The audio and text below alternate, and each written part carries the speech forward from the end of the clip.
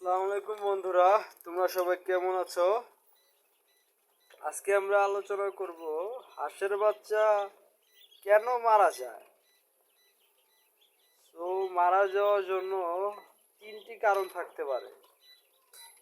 আপনারা যদি ঠিকমতো বোর্ডিং না করেন তাহলে হাঁসের বাচ্চা মারা যাবে। 1 দিন থেকে 7 দিনের বোর্ডিংটা যদি কারো অভিজ্ঞতা না থাকে, 1 দিন থেকে 7 দিনের বোর্ডিং যদি কেউ ঠিকভাবে না করতে পারেন তাহলে 100% আপনার বাচ্চা মারা যাবে। তো আজকে আলোচনা করব 1 দিন থেকে 7 দিন হাঁসের বাচ্চা বোর্ডিংয়ের ক্ষেত্রে কি কি ওষুধ খাওয়াতে লাগে, কি কি ওষুধ খাওয়াইতে হইব।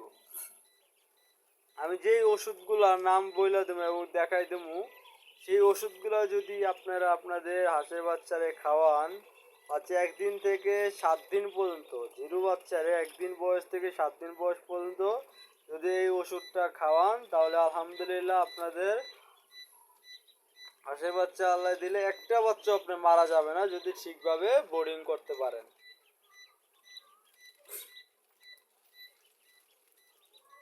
তো ভিডিও আর বড় করার দরকার নাই, মূল আলোচনা চলে যাই।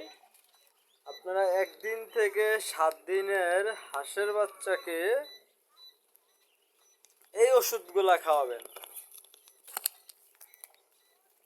আমি দেখাইতেছি বন্ধুরা, এই যে 1 নাম্বার আছে এই ওষুধটা, নামডারে ভালো শেফা 1। এই শেফা 1-এর সাথে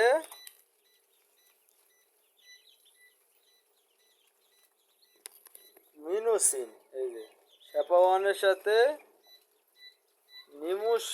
নিমোসিন ওষুধটা একসাথে মিক্স করে খাওয়াইবেন 1 গ্রাম পানির সাথে, 1 লিটার পানির সাথে 1 গ্রাম।